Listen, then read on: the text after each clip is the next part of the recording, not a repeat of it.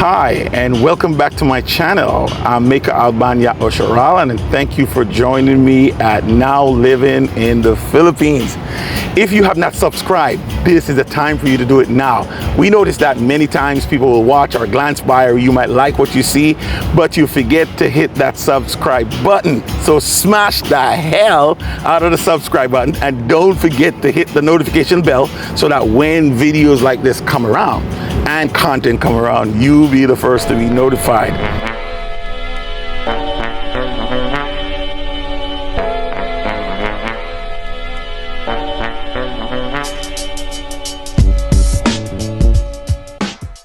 Once again, thank you for joining us. We appreciate having you here. Today, I'm with my very special guest, Dodah-Ya'oh. She is a righteous stranger living amongst the Ya'oh in the beautiful land of the Philippines, which we know to be Madbar, or the wilderness. Today's interview is going to be very exciting because you're going to hear for the very first time a righteous stranger, and you're going to hear and understand and see from her point of view why and how did this happen. So let's just start by asking the question and introduce you, going right ahead right now, introducing you to Dodah-Ya'oh. Yeah, thank you for having me. My name is Dodah-Ya'oh. I am a righteous stranger dwelling amongst the tribe of Gad. And I just want to tell you a little bit about myself. I am the middle child of 3 children. I grew up in Northeast Ohio. Oh, tell us a little bit about yourself. Right, so I was born Amanda Wyatt in Northeast Ohio, and I am the 4th child of 5 kids. So you were born Amanda White, Amanda Wright? Amanda Wyatt. Amanda Wyatt. You see, I'm bad with the names, man. I'm bad with the names. How did you get to the name Dodah-Ya'oh? How did that happen for you? Well, to get to the name Dodah-Ya'oh, you gotta kind of go through the journey of even how I found Ya'oh. All right, talk to us. I probably started in 2010. For some reason, I just started questioning the name itself, and even Jesus. It just didn't stick right with me. How did you get there? Were you a Christian? Were you born religious? Or grew up in a church? Or? Yeah, I did. I grew up in a church. I went to church every chance that I got. You know. So you grew up Christian? Yeah. All right. But different types. Like I was a poor kid. Okay. So I rode the church bus. So whatever church bus came through, I got on it and I went. So I've went to Baptist churches, I went to Pentecostal churches, Protestant churches. I went to Seventh-day Adventist churches. So I've had, my fill-in with a whole bunch of different Christianity. Okay. So how did you arrive at start questioning things? And what makes you feel like something was off or something was not right? Or how did you get to that place? I always felt something was different because when you're in children's church, they teach you the difference between a father and a son. And I grew up with a father, and he had a son, my brother. So it just seemed weird to me when I got into the adult church that they started putting them and making them the same person. It didn't stick right with me. It never stuck right with me. I never really looked at it until I got a little bit older. I had to say about 25, I really started questioning things. Like, I didn't question the name at first, but just like I started talking to just the Creator. And then I started breaking it down to, I wanted to be specific on who I was praying to. So I would say the Creator, the man that breathed the breath of life into Adam and Eve's nostrils, or the God of Abraham, the God of Isaac, and the God of Jacob. I wanted to make sure he knew exactly who I was praying to. And then, I just really started reading my Bible and digging into it. Everyone wanted to say that the laws was done away with, so it was my mission to prove that they weren't. So I just took the commandments, Exodus 20, and matched it up with, we'll say, Jesus' teachings in Matthew. And it does actually say in there that he didn't come to destroy the law, he came to fulfill it. But to me, it was like he just came to define it. I don't know if people back then, they said they had followed the law, but they didn't. They still had idols behind curtains, just did a whole bunch of things that were just against the law. And even as, you know, generations go on, you still find people that want to pick and choose what they want to believe, and instead of just believing what is written. So I had a really big problem with it. So I read in Matthew that there are false prophets clothed in sheep's clothing. So I prayed to the Creator that he would show me anything that was false. Wow. And if he showed me the things was false, I vowed to him that I would turn away from them and I'd never look back. And that's what's really kind of started my mission. I looked into every single religion on the face of the planet. You have over 200 different denominations, all preaching out of the same book, but every single one of them say that each and every other one is wrong. I'm here to say that every single one of them are wrong. You cannot pick and choose what is written. What is written is what is written, and that is what you have to go on. It doesn't matter if you agree with it or if you don't agree. That's what Ya'oh says. So there's no questioning that. Yeah, there's no questions. You just go with what is written. And then, you know, a lot of people want to say about the book has been rewritten so many times, and translation and all this other stuff. Yeah, you're absolutely right. And the greatest thing about when I found Ya'oh Shara is our teacher, Mabain, Ya'oh Bandor. He teaches us the language. He teaches us to read for ourselves so that we can read Torah and Thayota for ourselves instead of having it translated to us. I love it. That was incredible. So tell me, how did you arrive? How did you arrive at Dodah-Ya'oh? And you said you were searching for the name. You were searching for the truth. How did you know that that which you were in was not the truth? It's crazy how it happened, actually, because at the time, I wasn't really expecting it. I have always done research, just looking into certain things, trying to find the truth. So one day I was over at my brother-in-law's house, and my brother-in-law is Shar Ya'oh Ban Yashakar. Aye. So him and my sister were together for a long time, for probably about 10 years.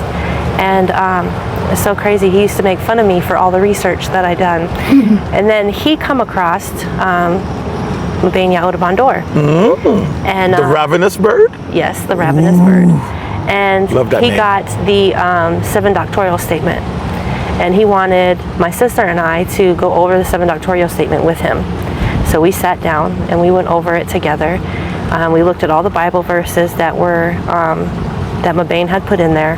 And with all the research that I've done prior to that, I just knew deep in my heart that it was the truth. Wow. Everything that I've seen, everything that I grew up knowing, even with the racism, with the curses that Ya'oh Shara is under, being in the land of Matzreim Shaneh. I've seen it firsthand, witnessed it all. There's too much evidence to prove that these are the bloodline, and this is the people that the book is talking about. It's a history book. It's your history book.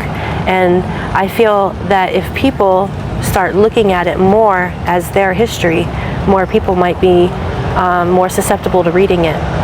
Wow, you're going deep. Your research has brought you deep. So how did you get to that place where you decide, okay, this is the truth? Or how did you get to that place where you decide, all right, I don't want no more of what I'm doing, I want to be a part of this? How did that happen for you?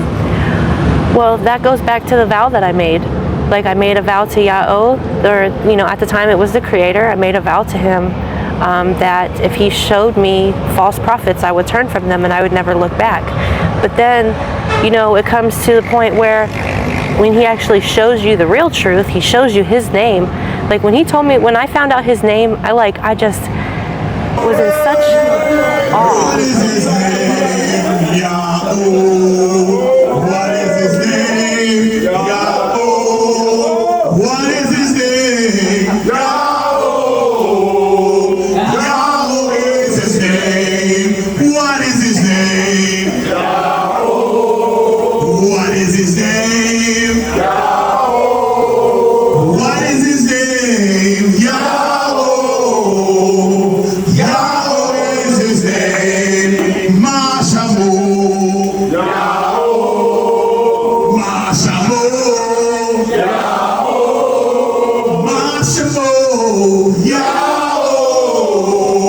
Yahoo. Shamu. Mashamu. Yahoo. Mashamu. Yahoo. Mashamu. Yahoo. Yahoo. Driving down the road, I was driving taxi at the time, and I was driving down the road, and I just started laughing. Like, you showed me your name. Like, it was the most miraculous thing. Like, I was worthy enough for you to tell me your name. Just life changing. It was life changing. Wow. I was so grateful to even know it, because he didn't have to show me his name. I felt like the path that I was on was the right path, even though it was still research. But then, everything that Dodah-Ya'oh Bandor he put out there, we just had Facebook at the time. So, and I was on the XII tribes, the 12 tribes of Ya'oh Sharal on his Facebook channel. So everything he put out there, I did the research on it, and it was true. You cannot debunk anything that this man says. Wow. Everything is truthful, 100%. And then, like I said in the classes, he was actually teaching us the language so we can read it for ourselves.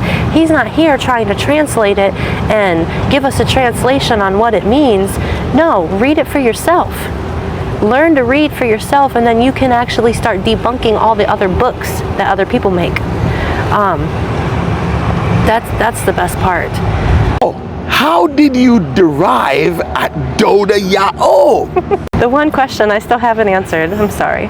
No, don't be sorry. I want to know you. I want them to know you. I want to know you. I want my audience to know who you are, because it's important, for others who are looking on to be able to say, all right, let me hear her story, that it can help me make up my mind, or help me if I decided to go down this road. So tell us, how did you get to Dodah-Ya'oh? First and foremost, what is Dodah-Ya'oh? What does it mean?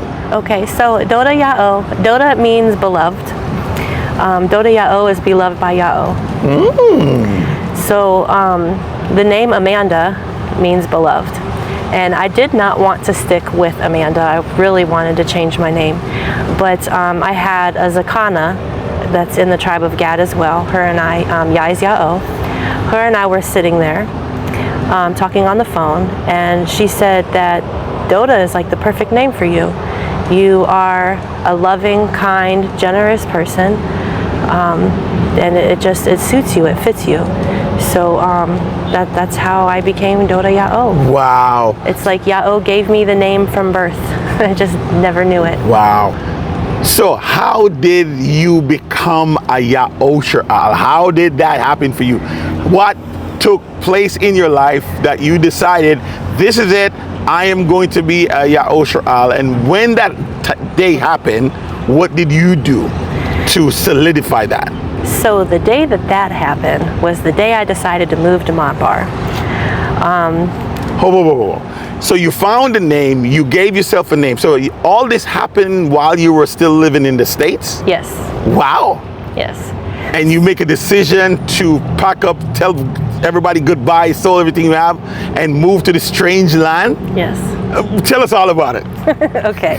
So at the time I was roommating with people, and I roommated with my sister, and then it didn't work out. So then I started roommating with this girl from work, and it didn't work out. And then finally, I just said, you know what? Instead of me trying to build with somebody here that don't want to build nothing, I said, let me just go to Mod Bar and help build a nation for Ya'oh, because at least there I know my building skills would be put to use. That same night, I actually called Mabane Ya'oh Bandor, and I told him, I said, I'm coming. I can't do this anymore, I'm coming. This was in 2019. Wow. 2019. So you got to be are among the first people to get to actually come here to the Philippines. Yes. Wow. There was probably 2 groups came here before I did. I was the 3rd group to come. Wow.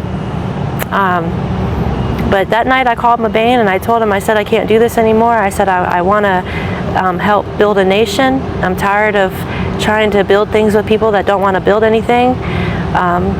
And I did. So I actually bought my ticket in April of 2020, and then the pandemic happened March 17th of 2020.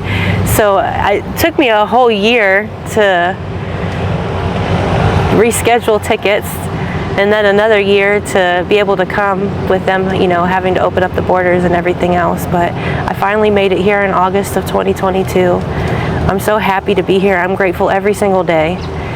To look around and to see banana trees and coconut trees and come on now, talk about trees. it. Yes. Beach, look at that. We're doing this interview right at the beach. Can you imagine that, ladies and gentlemen? Right on the ocean. Right on the ocean. Look at that. Wow. It's so beautiful. Look at that. Wow, El Corzo, I can never pronounce these words. Right. You know, I don't got that pronunciation skills. Right. And I lived on Lake Erie in Ohio, so I used to love driving down Lake Road at sunset and watching the sunset on the water, or just driving down Lake Road and just seeing the beautiful lake, you know, big Lake Erie, you can't see on the other side. It was big enough to maybe be an ocean, but not. So coming here and driving down this road, the SRP, the highway to come to Cebu City, and to be able to see this view is absolutely amazing. Wow. It's absolutely wonderful. What is this, November? Yeah. November 20th? Yeah. 21st? And it snowed in America already. Already, yeah. And what is it, 89 degrees? Oh, yeah. Beautiful, nice and hot. Woo! Beautiful. Beautiful sunny weather every day. Sometimes it's too hot, but it's okay. You got aircon and swimming pools. Yes. Let's talk a little bit about your ethnicity. You know, one of the hardest things to talk about is to have that sit-down conversation about, you know, race. Well, we know there's one race. There's no black and white. There's actually one human race. But when it comes to ethnicity and when it comes to history, you know, someone look at you, they say, well, you're a white person. And someone look at me, they say, oh, you're a black person.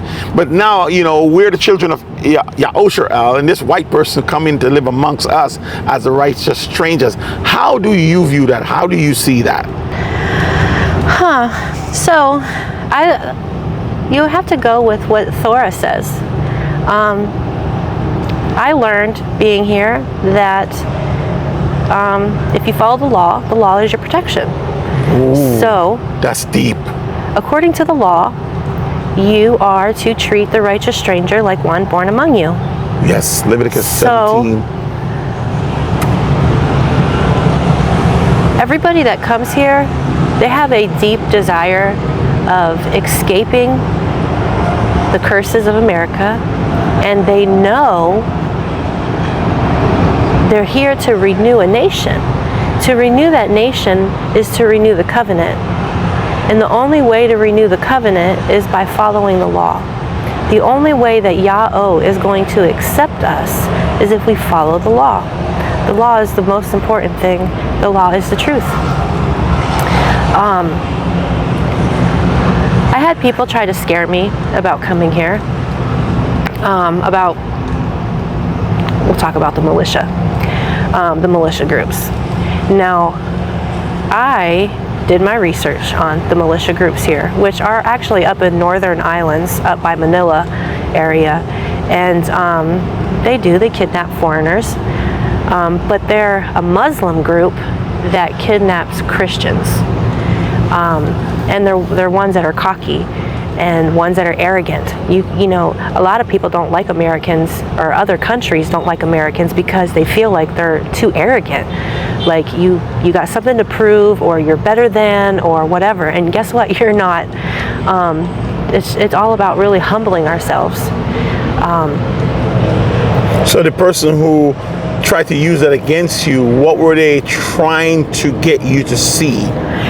They were not wanting me to come to the Philippines by myself, and that's what it was. But then, you know, I just kept trying to tell that person, like, I'm not going by myself, you know.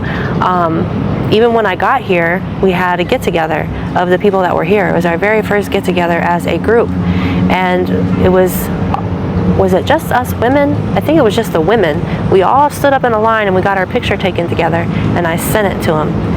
And I said, these are my friends. This is my new family. This is who I came here with. We're all going to have each other's backs. So what was that like for you when you get here? You know, I mean, and did most people who may have heard your voice, heard your name, were they thinking you are of a so-called African American or black person, or were they like surprised to see that you were of a white? They knew I was white. Okay. Yeah, they knew I was white. I was. They knew I was a stranger, so I was actually invited into the tribe of Gad in 2020. I think it was 2020. I got that email from my Nashe, and as soon as he sent me that email, I felt like I was held to a higher standard, because it talks about being a righteous stranger, and what do we do for righteous strangers. The good thing about a righteous stranger is that you get to pick what tribe you want to dwell amongst. You don't just claim a tribe. You can't claim a tribe. If you're a Gadite, you're a Gadite. You have to deal with it, whatever. If you are Aparim, you are going to be Aparim, and you know what I mean? Me, being a righteous stranger, I could dwell amongst any tribe that I want to. Gad did invite me to become part of Gad, and I felt very honored, and I would never turn them down. I know that my Nashe and my Shars have been there for me when I needed somebody. They have defended me. They've stood up for me. They have bragged about me with some of the things that I'm able to do, and how I learn things. I'm so grateful for the tribe of Gad. So let me ask you a serious question. Do you, knowing what you know, all the research you've done, knowing that you're in a place where you want to be as the truth, do you ever feel out of place? I have never felt out of place. No. So what would you say to another white person who wants to come here, or maybe a Puerto Rican or Mexican or Chinese person who are seeing what you're seeing and said, I want this, I want to come to Madbar, I want to be a part of what the creator is doing, Ya'oh is doing. What would you say to people like that who are looking to probably make the same trip as you have made? Just remain humble. I mean, that's really all it is at the end of the day, is to remain humble. Know your facts. Don't let your feelings get involved. Because at the end of the day, what's more important? I know at the end of the day that my salvation is more important than anything. At the end of the day, only thing that I really truly care about is what Ya'oh thinks of me as a character, and what I've done for that day. That's all that's important. There's nothing else that's more important than that. A lot of my white friends, I got a lot of white friends who believe when they hear slavery, or if someone like me were to talk about slavery, that it's a poke in their side or a thorn in their side, or they might feel like if I talk about slavery, or if I looked at the Atlantic slave trade and knowing the history of the Atlantic slave trade, that they might think that a person like you, or a person like themselves who would want to live amongst us, would be putting themselves in a place where they're going to get the treatment that their ancestors may have given our ancestors. What would you say to someone? Okay. So first of all, you got to know real history, real true facts. So the transatlantic slave trade was actually a punishment from Ya'oh sent to his people because they decided to break the covenant. So their punishment has nothing to do with white people. I am a white person amongst Ya'oh, and I am not a slave. I am a righteous stranger following the laws, dwelling among them, doing as they do. Even if Ya'oh was to take someone as a servant, there's laws. There's laws for servitude. There's laws for your servants. Most people are only servants for what, like 7 years, and then you gotta let them go? Of course. You feed them, you clothe them, you don't beat them. I think Ya'oh is more humble than other nations. You're right, this is so controversial. Yeah, so, because somebody might be listening to you and said, well, that's harsh shit. Let's just put it out there, that's harsh shit. But you know what, here's some more hard shit for you though, is that Ya'oh seen the wickedness in the white man's heart and knew that they would act out this punishment on Ya'oh's people. Wow. You know what I mean? He knew their heart condition at the end of the day, and that's why he did it. That's why he chose them to allow it to happen. And that's probably at the end of the day why he chose Ya'oh, because their heart condition compared to the heart condition of the rest of the world. So let me ask you another question. What makes you such an expert? Somebody might say, well, what makes you such an expert to understand heart condition about black people versus white people are, etc.? What would you say? What's your experience? Okay, so because you know, oftentimes people would hear you talk and say, you can't, who make you leader over the white nation? You can't speak for me, right? So what makes you an expert? What is your experience to be able to say what you're saying right now? Okay, so I've read a lot of Torah and Dodah. Actually, I've read all of Torah and 40% of Dodah. I haven't read it all. I need to. And I need to keep reading it so I can have more understanding. But I've done a lot of research.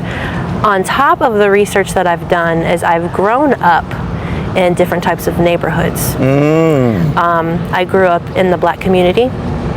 I grew up in the country around rednecks.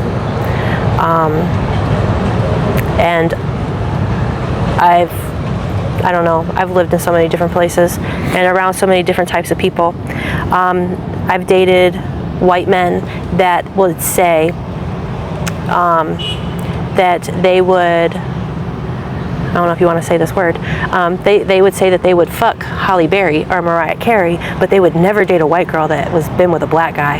And this is my favorite part is when I would turn and look at him, well, I have. And I'm your girlfriend. I've known white women that have dated black men, and they would get into an argument, and she would drop the N-bomb in front of their mixed child. I do not like racism. I despise racism. I have fought my own family members because of their racistness. For some reason, it burns my soul to have so much hatred for somebody. My father always taught me growing up is you treat people for who they are and not what they are. So, you know, your actions is going to determine how I treat you or the kind of respect I have for you. You can't go around and try to bully people. I've always stuck up for the underdog. And I think for the longest time, that's what Ya'oh was, the underdog. And now they're going to rise up and they're going to take over. They're going to rule this earth. And guess how they're going to rule it? They're going to rule it according to the law. Come on now. The law. At the end of the day, that is what it is. It you is better the law. Stop preaching. Tell us your experience about growing up around black people, and is this the reason for your comfort being here in the Philippines around black people now today? Okay, so it probably is. It probably has a lot to do with it. When I was, I don't know, from the time I was born until I was about 5 or 6 years old, I grew up in the projects, and two of my probably my closest friends at the time was a Puerto Rican kid named Marcus and a little black kid named Omar. And we played every single day. You know, we had a playground across the street, monkey bars, swing set. It was actually kind of fun growing up in, you know, neighborhoods like that because you have a lot of kids to play with. Right. Then, you know, it's not all fun either because my father's side of the family was racist.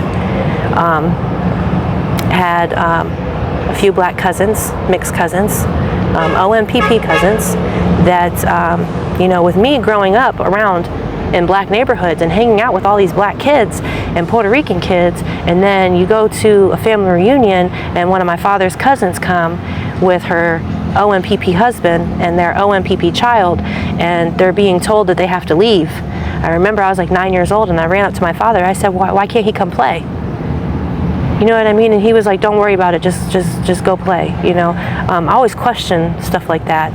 And then as I got a little bit older, you know, we've always lived in predominantly black neighborhoods. Like I was the only white kid in some of my classrooms that I went to. I remember on the school bus in 3rd grade, I used to have this kid named James. He picked on me all the time. He constantly picked on me, and I never did anything. I never said anything. Maybe he liked you. You just didn't know it. Actually, he did. Afterwards. But like I kept moving my seat, and he kept following me and sitting in the seat behind me. And then the bus driver seen him one day, and she turned and she looked, and she's like, you know, James, one of these days she's going to turn around and bop you, and I'm not going to say nothing. As soon as she said that, I turned around and smacked him. He's never messed with me again after that. But then that's when he started showing me that he liked me and he wanted me to be his girlfriend. You see that? I'll tell you. Yeah. So it does that make you, so growing up around black folks kind of make you comfortable about living here in the Philippines around black people? But yes, it's like not even that. Like a lot of my closest friends were black people. My friend, her name is Yolanda Bowles. She passed away. We called her Flossie. Her and we were roommated together when I was like 18, 19 years old. She's the first person I ever went to the bar with and got drunk. Yeah, it was before I was 21. All right. So let me ask you a question. So what would you say to white folks who may have not grown up around black folks but want to now come and live this lifestyle?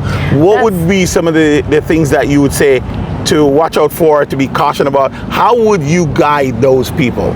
And that goes back to what I was saying earlier. It's just about humbling yourself. You know what I mean? You have to understand where they came from. You have to understand what they endured.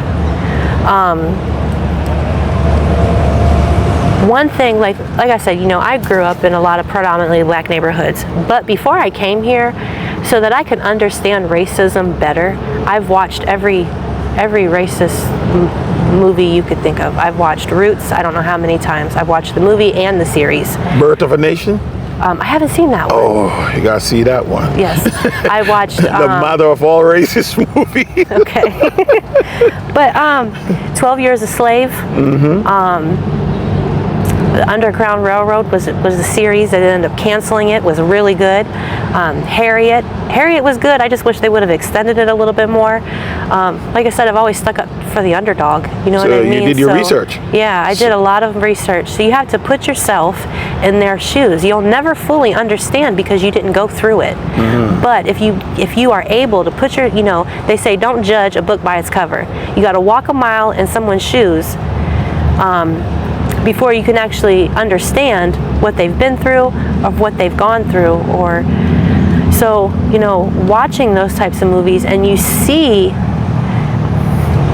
and also doing other research, okay, because there's some things about slavery that I never even knew. I didn't know that babies were used as alligator bait. That's true. They would snatch babies away from their mothers at birth and throw them in an alligator pit. Oh yeah. History is deep, man. It's dark. Deuteronomy 28, 18 through 20. Deuteronomy 28, 15 through 68. Says that you're actually going to have children and then not be able to watch them grow up. Exactly. Yes, and then you're gonna work fields and not be able to eat the produce from it. Exactly. Deuteronomy 28. it's the clincher. Man, I'm telling you, if you actually sit there and you read all the curses and you match it to slavery, Yes. back in the day when slavery was live, everything matches up. Yep. Everything. Yep. And you can't debunk history. You can't debunk truth.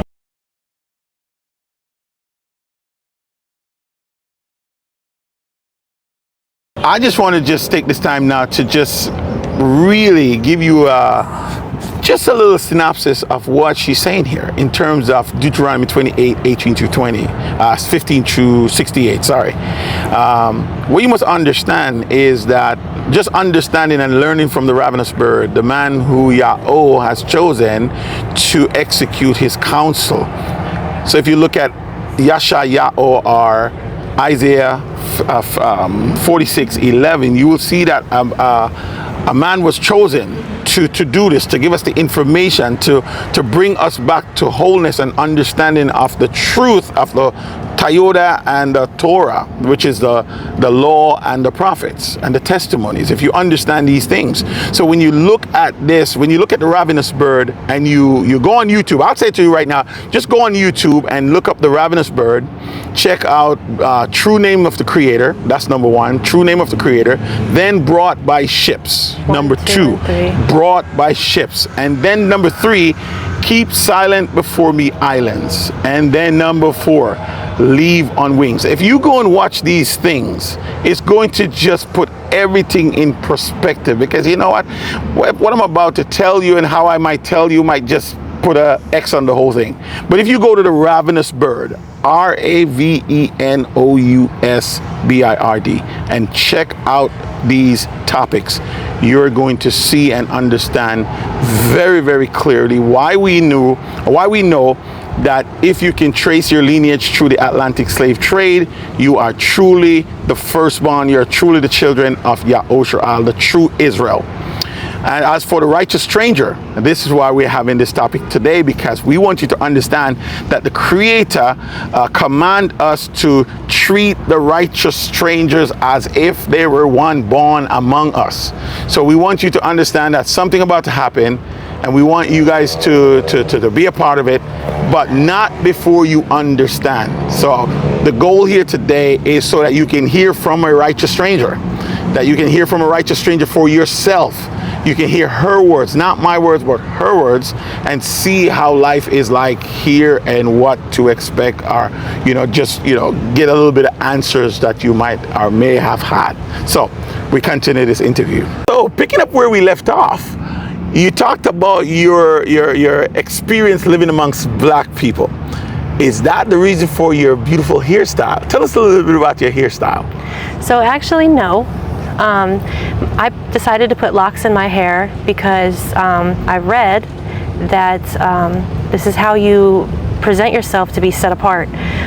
Being part of Yahushua and following the law, statutes, and commandments, you're supposed to be a set apart people. So that was the reason for me locking my hair, is because I wanted to show Ya'oh that I was set apart. I also wanted to show the rest of Yahushua that I was set apart. So is it like a Nazarite vow, or explain? No, it's not a Nazarite vow. It's just being set apart. It's setting me apart from, we'll say, racist white folks. Oh, okay, man. You can't say nothing more than that. Boom, shut the door, lock the door, Yes. throw away the key.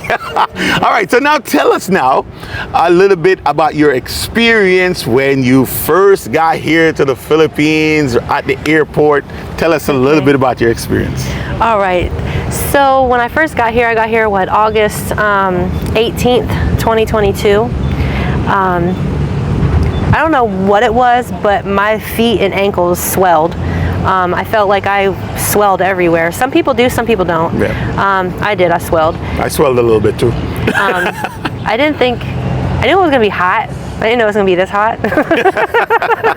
This is not Florida hot. This is a different type of hot, huh? No, I lived in South Carolina for a couple years, and it was like 120, and the humidity was just as bad. So I think it doesn't get that hot here. I think real feel might be like 103 on some days, but for the most part, it's around 83 to 86 degrees. I know so it feels real good. humidity as well. Yeah. There's some up on the mountain. I don't think there's as much humidity as there down here actually by the water. But yeah, it's kind of hot. My first night, I got here really late at night. It was like 11:59 when my plane landed. So I didn't get to the house I was renting until like 1 o'clock in the morning. And they kind of just dropped me off, you know what I mean? Like I'm ready. I got like a semi-furnished apartment. So I went to go take a shower. No hot water. Oh, You don't need it here. You don't need it out here. I didn't know at first, okay? I didn't know. I wasn't prepared for it. So the next morning, I'm going out into the subdivision, and I'm asking people. I was like, hot water? Is there a way to have hot water? Does it need to be turned on somewhere? I'm like looking in all the rooms to see you could turn hot water. If there was a hot water tank, it needed to be turned on or something. I'm just searching for hot water. Nobody understood what I said. Which is crazy. So a lot of Filipinos do know English. Kind of broken, but they do know it. They have been taught English since kindergarten. But when they get older and they don't speak it and they don't keep up on it, they kind of lose it. So, you know, some do and some don't. Most of them do. So yeah, they didn't know what I was talking about. I had to like do Google Translate and show them on my phone what I was talking about. And I don't even know if he still understood because he went off in another room to check to see if they had water and the water was working. So he didn't know I wanted hot water. It was crazy. And then there's bugs. Bugs? Yeah. What type of bugs? They're big bugs. They're really big bugs. I mean, I lived in South Carolina. They called them palmetto bugs down there. They were like 4 inches. 3-4-inch cockroaches that Those fly. flying ones? That fly. Yeah. Horrible, absolutely horrible. And then lizards, geckos, everywhere. They come in your house. I don't even know how they get in. Yeah, they come under the door or out, you know, over the door in the door creases. Yeah, I use liner. cracks. I use liners around my door. Yeah, I have it. I had the liner on the bottom of the door. But I think they were coming in through the windows, like the cracks. The cracks. How did you even get in the window? Yeah, crazy. And then the things that eat those things. Yes, yes, yes. We'll just call them a huntsman spider. If you don't know what it is, look it up. And then you have the mosquitoes. Don't forget the mosquitoes. Yeah, I bought this little electronic thing that I plugged in. Yeah. And since I bought that, no mosquitoes at all. No mosquitoes, no bugs. I've never really had a problem with the mosquitoes because when I got here, I bought one of those things. Ah. Yes, and I actually bought. They work. They do. They work. Actually You got to work. buy one for downstairs and one for upstairs. They actually work. They I'm work telling really you. good. They don't work on all species of mosquitoes, but for the most part, they do keep them away. Yes. They're really nice. You have to be careful of mosquitoes out here. There's one type, I can't remember what disease that they carry, but it can make you sick to where you could possibly die. So you got to be careful of mosquitoes. But it's so beautiful. I used to take walks. I walked everywhere I went when I first got here. I lived right on the main road, South Cebu Road in Talisay. So I would walk to the Star Mall every day. I'd go on walks just to check out the neighborhood. I went on one walk and bought some plants off of a lady. So you're getting acclimated to the weather, to the bugs, to the people. What is the people like? What is the people like here? So at first I thought it was really weird, like when you go into the store and you got like 5 people following you around. Yeah, I thought it was weird. I thought it was weird, but it was beautiful. But you know what? You're right. At the end, it is beautiful. It's beautiful. At first, you're wondering like, why are these people following me? Are they thinking I'm going to steal something? Yeah. But then, you know, they see you looking for something. You can't find what you're looking for. They're like, oh, what you looking for? I can help you. It's over here, or it's over here. It's here. It's here. And then I'm cheap. I'm not buying most expensive just because it's more expensive. Yeah. I want the cheapest thing that works. That's so right. I tell them that, and that's what they find me. Wow. It's really good. So you're getting acclimated to the people. What about the food? Oh. Did you get sick by eating the food? Tell us a little bit about the food here. Okay, so a lot of people actually got sick from the climate change from America here. I did not, but I also had COVID a few weeks before my flight. So I was pumped full of immunity boosters and vitamin C and zinc. I was taking like 1,000 milligrams of vitamin C, 50 milligrams of zinc every single day, on top of taking Ya'oh elixirs with her Jamaican sea moss and Come on elderberry now. stuff. You don't know. You don't know. Yeah, so I didn't get sick when I got here. Yes. But the food was very hard to get used to. So Filipinos like sweet. Their spaghetti sauce is sweet. Like, okay, in America you add a little bit of sugar to your spaghetti sauce to reduce the acid. Yeah, that's good. But I'm talking about sweet. Pizza sauce is too sweet. Spaghetti sauce is too sweet. The mayonnaise got sugar in it. Like, what the hell? So it took a little while to get used to some of it. But in the back of my mind, what I kept thinking was, America is slowly killing us. Yes. By all the additives that they put in our food. So a lot of the stuff that they have there is actually illegal here. Yes. So if you you can go buy a bag of Doritos right now. You look at the ingredients. There's probably like 4 or 5 ingredients in it. It's crazy. In America, you got a whole list like this of a whole bunch of additives and dyes and everything else that they're putting into it, and they don't have that here. Yes. The food is fresher. It doesn't last long because it doesn't. yes. So like even the chips, you have to kind of eat it. Maybe a day or two. After that, you got to throw it out. Yeah, but then they taste kind of stale. Maybe. Yes. Like when you first buy it and you open the bag, you know it's fresh. You take a bite of one of the chips and you're like, why does this kind of got like a little bit of a staleness to it? It's because it doesn't have preservatives. Yes, which at the end of the day is better for you. It's better. So it just, you got to get kind of used to it. There are some places that have like American cuisine with the American flavor, which is nice. So if you're missing out on it one day, you can just go right over there. They got a nice pizza place. Yeah. Over at we're right down the street from it, the SM Mall. Okay. They got a good pizza place over there.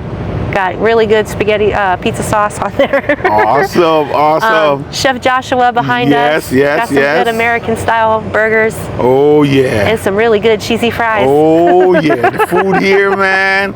I did a whole episode on getting acclimated right here on our channel. So don't forget to subscribe to this channel, and don't forget to like and share and comment. But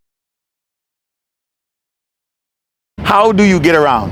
So when I first got here, I took taxis, and then I found they had Maxim taxis, which is motorbike taxi rides, way cheaper. It's like $2 for a taxi ride on a motorbike, compared to maybe like, it's still cheap, $6 to $10 for actual taxi.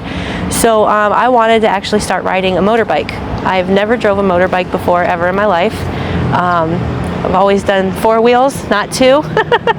But they said it was super easy, so I bought this bike off of my Dodah-Ya'oh.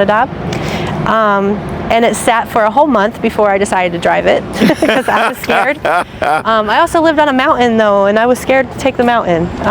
You got a steep mountain with curves and stuff. It was kind of scary. But now, let's see how long I've had this bike since April. So it hasn't been a year of me driving yet, but it will be soon. But I love this thing. The traffic was scary at first. So what I did was I always had someone ride with me. If it wasn't somebody in the Ya'oh name, Ya'oh, I would hire a Maximum taxi driver, a Filipino, and he would ride alongside me. I would go to the grocery store and he would ride with me, and he'd just show me the ropes. Wow. You have a bike lane, stay in your bike lane until you get more comfortable. We didn't weave in and out of traffic until I got more comfortable. Wow. I drove slow. So how long have you been riding now? Well, like I said, I bought the bike in April. I probably started driving it like May or June. I'd say probably June. I got real comfortable driving in June. 4 or 5 months. Yeah. That's amazing, man. I remember we were riding to the campsite, and you rode with us, and you rode like a pro. Yeah. That's awesome. I just drive slower than the guys though, but it's okay. Most of all the guys fallen and I haven't, so Dodah-Ya'oh. Next question for you is, what is it like living amongst Ya'oh? It's actually wonderful. I love being able to live amongst like-minded people. People that want to follow the law, statutes, and commandments of Ya'oh and think like I do. It's the most amazing feeling. Do you feel indifferent? Do you feel like you're out of place? No. Is there any time in your experience here where you feel like you're just out of place? Like, you know? No, not at all. Every time I go to a family function, and that's exactly what I'm going to call it because we are a family That's here. right. You know, you are welcomed with open arms. You are hugged by your fellow brother or your fellow sister. That's right. That's right. Yeah, and you are made to feel very, very, very welcome. That's amazing, man. I love being down here. I can tell you, when we were coming here, we have the same issues and the same scare tactics amongst our family members and friends. Oh, you're going to be a part of a cult, and they were concerned about you, and so on and so forth. What would you say to those who think that you're a part of a cult and you're just brainwashed, etc.? So I would say to those people, they need to do their research. If you are following the law, statutes, and commandments of the Bible, or if you're following the law, statutes, and commandments of Torah, there's controversy with it, because to me, if you're looking at it as me being part of a cult, I'm looking at it as just because I'm not a Christian and I'm believing more in the lines of, we'll say, Judaism, you want to think I'm in a cult. When if you would have done your research at the end of the day, you would know that all I'm doing is following the commandments. Wow. You know, that's a great answer, because a lot of people, even some of my friends and family, think I'm a part of a cult. They say, oh, you're a part of a cult? They were so concerned about me, because every cult seems to have a religious deity behind it, and they think, oh, you're going all the way down there, you got no backative, you have no family members to come to your rescue, you're in a strange land. Yeah, you do. You have family members. You have, restoring a nation, just because you want to restore a nation of tribes, okay? Now, I know there has been a couple of times, okay, so when I first got here, okay, I had income coming in, okay? And then all of a sudden, like 3-4 months later, that income just stopped. I wasn't expecting it to stop. But you know who was there for me? My tribe. The tribe has funds. The tribe has funds to help people that are in need, and it's people that's in their tribe. So we're tight-knit, we're a close family, we're close ties.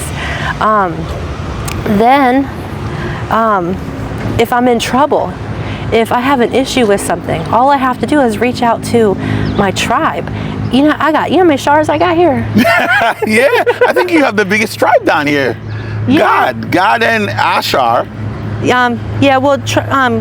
A shar, I think there's only like 3 or 4 members of a shar, 5 members of a shar here, but they're all women, so they don't have any men to look out for them. So they're falling under Gad right now, so that they have that, that kind of male protection. Yeah, which is actually really nice too. Of course. Because I'm a single woman, right? I'm not married.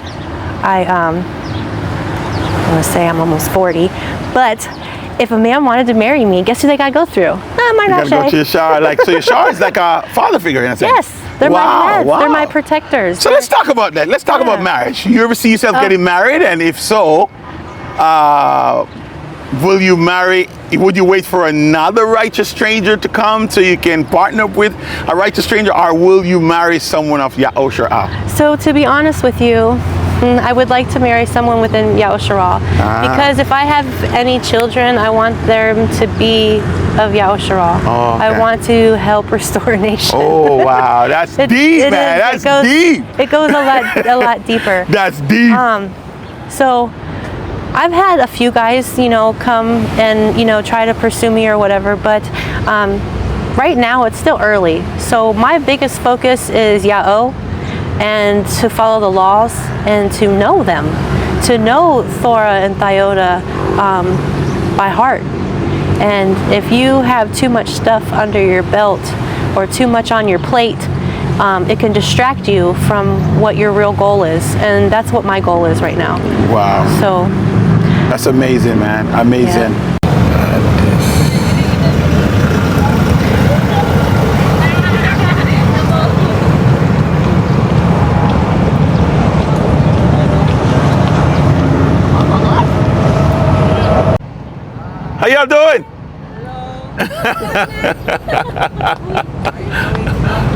Oh yeah.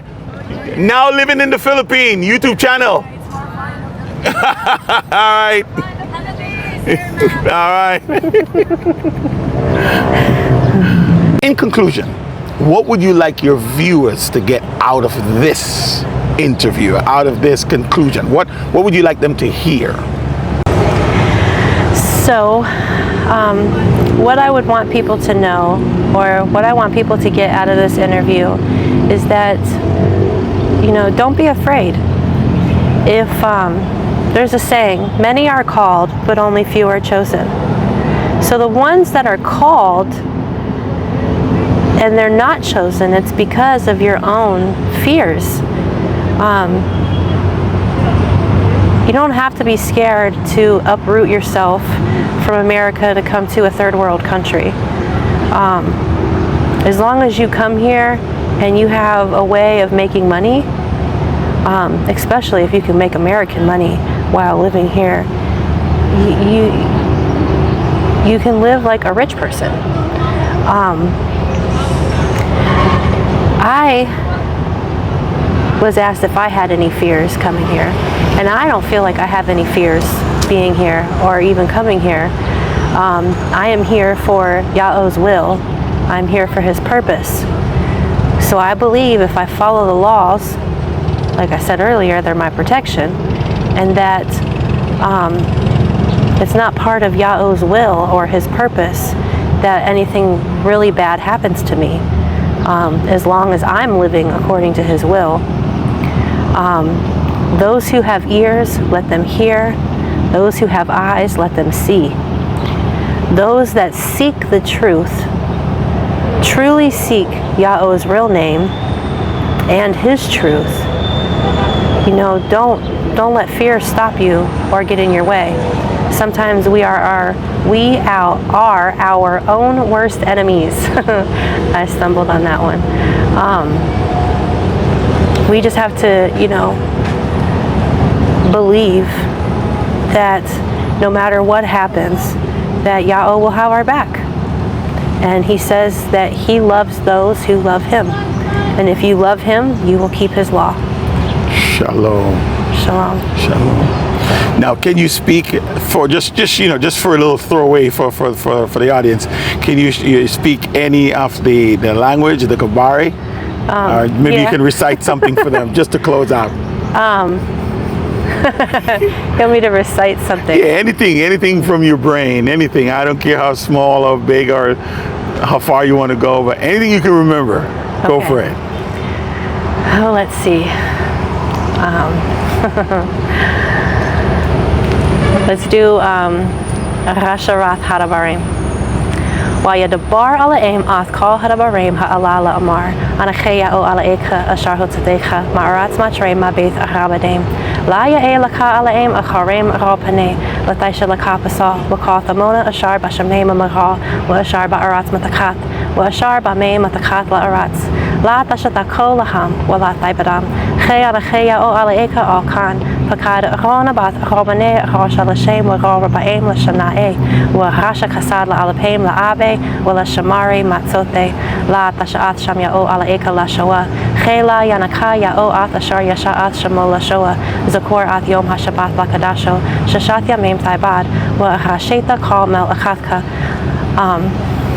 That was amazing. That was amazing. What were you saying? So I said the Hadabarim, but I didn't finish it. I did the 10 Commandments. Wow. But I got to the Shabbat. Oh, to the fourth commandment. Shabbat. Yes. All right, so that was for commandment 1 to 4. That is incredible. I'm not there yet. I think all I know is why you at the bar. That's it. But I'm getting there, y'all. I'm getting there. But thank you so very much for this interview. Yes. Thank you for the time. And thank you for having me. Yeah, it was such a pleasure. It was such a pleasure. Thank you once again. Thank you very much. Amaj. When her community aren't speaking their language anymore, as in they can understand their parents speaking it, but they don't know how to actually say the words.